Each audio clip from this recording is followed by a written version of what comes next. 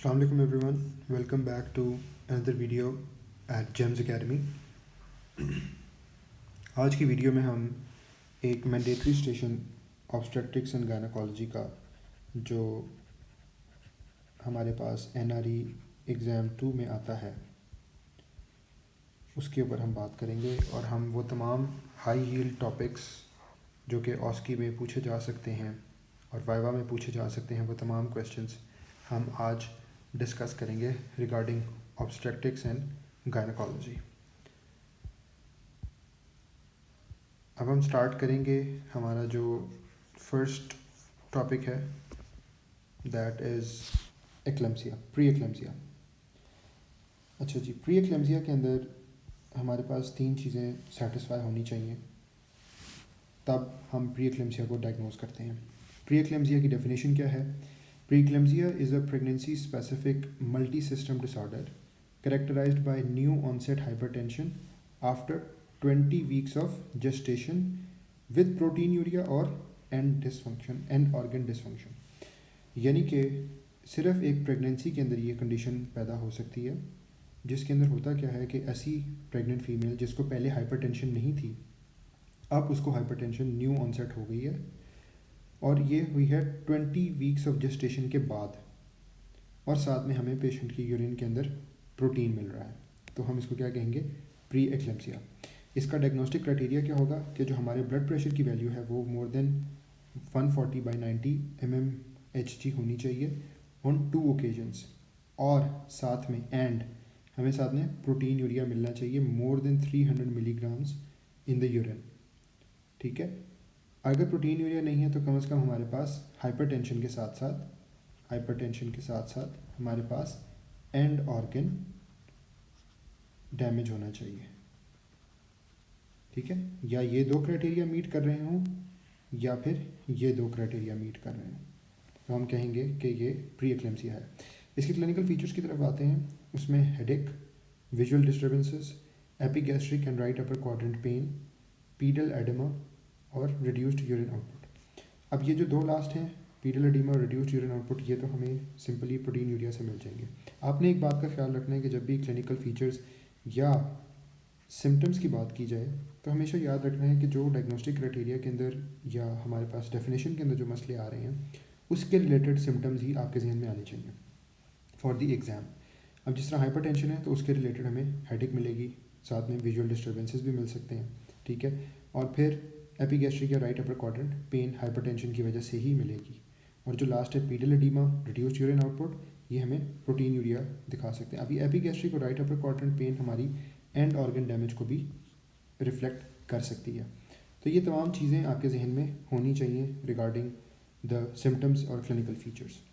उसके बाद हम इसकी इन्वेस्टिगेशन कैसे करेंगे? हमारे पास एक पेशेंट है जो कि प्रेग्नेंट फीमेल है, वो हमारे पास आई हैं और हमें उनके अंदर ये क्लिनिकल फीचर्स मिल रहे हैं, हेडेक भी है, विजुअल डिस्टर्बेंसेस भी है, पीडल एडिमा भी है। हमने उनका ब्लड प्रेशर चेक किया तो उनका ब्लड प्रेशर 140/90 आया। उसके बाद हमने 10-15 मिनट बाद दोबारा चेक किया, उनका फिर ब्लड प्रेशर 140/90 आया। तो ब्लड प्रेशर हमने 2 ओकेजन्स पे चेक किया तो हाइपरटेंसिव आया। ठीक है, अब हम क्या करेंगे? इन्वेस्टिगेशंस कौन सी परफॉर्म करेंगे जिससे हमारी जो प्री एक्लेम्सिया की सस्पिशन है वो क्लियर हो जाएगी। सबसे पहले हम ब्लड प्रेशर मॉनिटरिंग, उनको ब्लड प्रेशर मॉनिटर अटैच करेंगे या बीपी कफ अटैच करेंगे। ठीक है, उसके बाद हम यूरिन प्रोटीन कराएंगे, 24 आवर यूरिनरी प्रोटीन करवाएंगे या डिपस्टिक करेंगे। उसके अंदर हमें क्या मिलेगा? हमें प्रोटीन यूरिया मिलेगा। कितना मिलेगा? More than 300 milligrams. ठीक है, प्रोटीन यूरिया में मिलेगा। साथ में हम CBC कराएंगे प्लेटलेट्स देखने के लिए, LFTs कराएंगे ताकि हम राइट अपर क्वाड्रेंट पेन अगर हमें मिल रही है तो उसके मुताबिक टेस्ट होगा। तो जो जो क्लिनिकल फीचर्स हमारे पास आते जाएंगे उस क्लिनिकल फीचर्स के हम इन्वेस्टिगेशंस कराते जाएंगे। अगर हमारे पास पीडल एडिमा आ गया है या रिड्यूस्ड यूरिन आउटपुट आ रहा है तो हम रीनल फंक्शन टेस्ट कराएंगे। ठीक है, और हम साथ में एक ये टेस्ट भी करवाएंगे जो कि फीटल अल्ट्रासाउंड होगा, just in order to keep an eye on the baby. ठीक है, उसके बाद जब हमने डायग्नोज कर लिया प्री एक्लेम्सिया पेशेंट को तो how are we going to manage this pre eclampsia? इसमें 3 कैटेगरीज हमारे पास आएंगी, एक माइल्ड, सिवियर प्री एक्लेम्सिया और फिर डेफिनेटिव ट्रीटमेंट प्री एक्लेम्सिया की क्या होगी। सो इन द मैनेजमेंट, हम अगर माइल्ड है पेशेंट की प्री एक्लेम्सिया माइल्ड है यानी कि प्रोटीन यूरिया है but it is not very symptomatic. इनका ब्लड प्रेशर बहुत ज़्यादा हाई नहीं है, 140 90 ही है, ज़्यादा नहीं गया, 160 तक नहीं गया या 170 तक नहीं गया। तो हम क्या करेंगे, हम सिर्फ क्लोज मॉनिटरिंग करेंगे और पेशेंट को एंटी हाइपरटेंसिव्स देंगे। एंटी हाइपरटेंसिव्स कौन सी देंगे ये हम नीचे जाके भी बात करेंगे इसके बारे में। और अगर पेशेंट के अंदर सीवियर प्रीएक्लेम्सिया का केस है तो फिर हम मैग्नीशियम सल्फेट पेशेंट को देंगे। मैग्नीशियम सल्फेट जो हमने पेशेंट को देना है उसकी क्वांटिटी कितनी होनी चाहिए वो अभी हम जब एक्लेम्सिया पढ़ेंगे तो हम उसके अंदर डिस्कस करेंगे। हमने एंटी हाइपरटेंसिव से प्रीएक्लेम्सिया को कंट्रोल कर लेना है, और अगर सीवियर है तो मैग्नीशियम सल्फेट देना है, एंटी हाइपरटेंसिव देनी है और डिलीवरी प्लान करनी है। डेफिनेटिव ट्रीटमेंट हमेशा क्या होगा, डिलीवरी के एज सुन एज पॉसिबल हम बेबी को डिलीवर करें। अच्छा, इसके अंदर एक ऑस्की पर्ल हमारे पास है। व्हाट इज़ दैट कि magnesium sulphate is use to prevent seizures and not to control blood pressure. हम जो यहाँ पे मैग्नीशियम सल्फेट दे रहे हैं, ठीक है, it is not in order to control the blood pressure. Magnesium sulphate का ब्लड प्रेशर से कंट्रोल में कोई ताल्लुक नहीं है। What we are going to do is to prevent seizures, कि पेशेंट के अंदर सीजर्स ना पैदा हों। So this is all about preeclampsia. अच्छा, अब अगर प्रीएक्लेम्सिया की सारी कंडीशन, ठीक है, प्रीएक्लेम्सिया की सारी कंडीशन हमारे पास सेटिस्फाई होती हैं और साथ में प्रीएक्लेम्सिया के साथ हमारे पास पेशेंट के अंदर सीजर्स या फिट्स की हिस्ट्री भी आ जाती है, so now this will become eclampsia. ठीक है, तो डेफिनेशन क्या है, eclampsia is occurrence of generalised tonic clonic seizures in a woman with preeclampsia not attributable to other causes. So preeclampsia हो, साथ में सीजर्स या फिट की हिस्ट्री भी हमारे पास आ जाए, या जनरल टॉनिक क्लॉनिक सीजर्स आ जाए। ठीक है, तो वो हमारे पास क्या हो जाएगा, एक्लेम्सिया हो जाएगा। उसकी क्लिनिकल प्रेजेंटेशन सेम वही होगी जो एक्लेम्सिया की है, प्रीएक्लेम्सिया की है। उसमें भी हमारे पास सिवियर हेडेक आएगी, विजुअल सिम्टम्स आएंगे और एक एडिशन आएगा सीजर्स का और altered consciousness due to seizures. Immediate management is very important because patient के अंदर सीजर्स हो रहे हैं तो उसके अंदर पेशेंट ऑल्टर्ड कॉन्शियसनेस के अंदर भी है, तो हमें उसके अंदर फौरी तौर पे इमीडिएट मैनेजमेंट करनी ज़रूरी है। अब चूंकि पेशेंट कॉन्शियसनेस उसकी पेशेंट की नहीं है, सीजर्स आ रहे हैं, तो हम सबसे पहले अपना ABC प्रोटोकॉल जो है उसको इनिशिएट करेंगे और उसके अंदर हम क्या करेंगे, we are going to provide airway protection, patient को ऑक्सीजन देंगे, IV एक्सेस करेंगे ताकि हम मेडिसिन जो है वो पेशेंट को डिलीवर कर सकें। Magnesium sulphate, we again have magnesium sulphate जो हम प्रोवाइड करेंगे पेशेंट को। साथ में हम पेशेंट का ब्लड प्रेशर कंट्रोल करेंगे। Now this blood pressure will be controlled using labetalol और हाइड्रोलाजीन। उसके बाद हम क्या करेंगे, expedite delivery of once stabilised. Expedite delivery यानी कि हम डिलीवरी प्लान करेंगे तेज़ी के साथ, लेकिन तब तक नहीं करेंगे जब तक कि पेशेंट स्टेबलाइज नहीं हो जाता। So we have to wait until the patient is stabilise. जब पेशेंट एक दफ़ा स्टेबलाइज हो गया फिर हम डिलीवरी परफॉर्म करेंगे। साथ में यहाँ पे एक इंपॉर्टेंट ऑस्की पर्ल हम ऐड करेंगे कि first line treatment of seizures in eclampsia is magnesium sulphate not diazepam.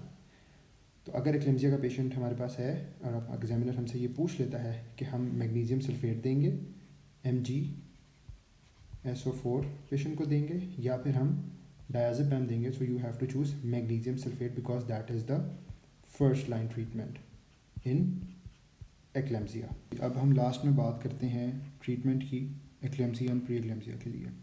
Main जो हमारा कंसर्न प्री एक्लेम्सिया और एक्लेम्सिया में होता है वो है हाइपरटेंशन। अब हमने हाइपरटेंशन के लिए क्या करना है, हमने एंटी हाइपरटेंसिव्स देनी है पेशेंट के अंदर। एंटी हाइपरटेंसिव्स हम दो तरह की देते हैं, एक लिबीटालॉल, ठीक है, और अगर उससे कंट्रोल ना हो रहा हो तो हाइड्रोलाजीन देते हैं। अब हाइड्रोलाजीन और लिबीटालॉल दोनों की डोजेज कितनी कितनी होती हैं हम उस पर बात करेंगे। सो लिबीटालॉल इज़ गिवन एज 10 मिलीग्राम्स, इसको फिर हम 10 ml में डाइल्यूट करके पेशेंट को देते हैं। और हाइड्रोलाजीन का हम किस तरह से डाइल्यूशन बनाते हैं, हम हाइड्रोलाजीन 20 मिलीग्राम लेते हैं, उसको 10 ml के साथ डाइल्यूट करते हैं, ठीक है। 20 मिलीग्राम लेके हम इसको क्या करते हैं, 10 ml के अंदर डाइल्यूट करते हैं और इसको डाइल्यूट करने के बाद हम पेशेंट के अंदर 3 to 4 cc या ml एडमिनिस्टर करते हैं, ठीक है। उसके बाद हम वेट करेंगे, दोबारा से ब्लड प्रेशर रिपीट करेंगे और फिर हम तब तक रिपीट करते रहेंगे जब तक ब्लड प्रेशर कंट्रोल नहीं होता। इसकी दो डोजेज़ हम दे सकते हैं, लबीटालॉल की 3 डोजेज़ रिपीट की जा सकती हैं। उसके बाद हमारे पास नेक्स्ट मेडिकेशन जो हम मेनली एक्लेम्सिया में यूज़ करेंगे वो होगी हमारे पास मैग्नीशियम सल्फेट MgSO4। MgSO4 की डोजेज हमने कितनी रखनी है, इस पर थोड़ी सी बात करते हैं कि MgSO4 की डोजेज हमने देनी है 2 grams diluted with 20 ml normal saline, ठीक है। और उसके बाद हमने इसको एडमिनिस्टर कितना करना है, हमने इसको एडमिनिस्टर करना है सारे सोल्यूशन को हमने 20 मिनट्स के अंदर पेशेंट के अंदर IV एडमिनिस्टर कर देना है। उसके बाद जब हम ये एडमिनिस्टर कर चुके होंगे then we have to give 1 gram loading dose, patient को लोड करना है 1 ग्राम MgSO4 के साथ। इधर एक टेक्निकलिटी जो एग्जामिनर लव्स टू आस्क, पूछते हैं लाजमी, वो ये है कि इन केस MgSO4 की ओवरडोज हो जाती है, तो फिर हम क्या करेंगे। एक क्वेश्चन ये है कि हम क्या करेंगे, दूसरा क्वेश्चन ये है कि हमें कैसे पता लगेगा कि ओवरडोज हो गई है। बोथ क्वेश्चंस के आंसर हम डिस्कस करेंगे which is important for the exam, तो आपने ये याद रखने हैं। अगर ओवरडोज हो जाती है तो हम क्या करेंगे, we will give antidote. Antidote क्या है, कैल्शियम ग्लूकोनेट, ठीक है। अगर पेशेंट के अंदर MgSO4 की ओवरडोज हो जाती है तो हम एंटीडोट देंगे विच इज़ कैल्शियम ग्लूकोनेट। अब हम बात करते हैं कि हमें पता कैसे चलेगा कि ओवरलोड हो गया है।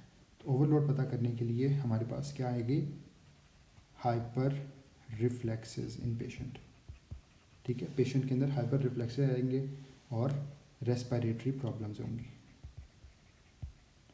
Respiratory issues. तो ये दो चीज़ें हमारे पास जब आएंगी तो हमें लगेगा कि MgSO4 की ओवरडोज हो गई है, उसके लिए हम एंटीडोट देंगे कैल्शियम ग्लूकोनेट।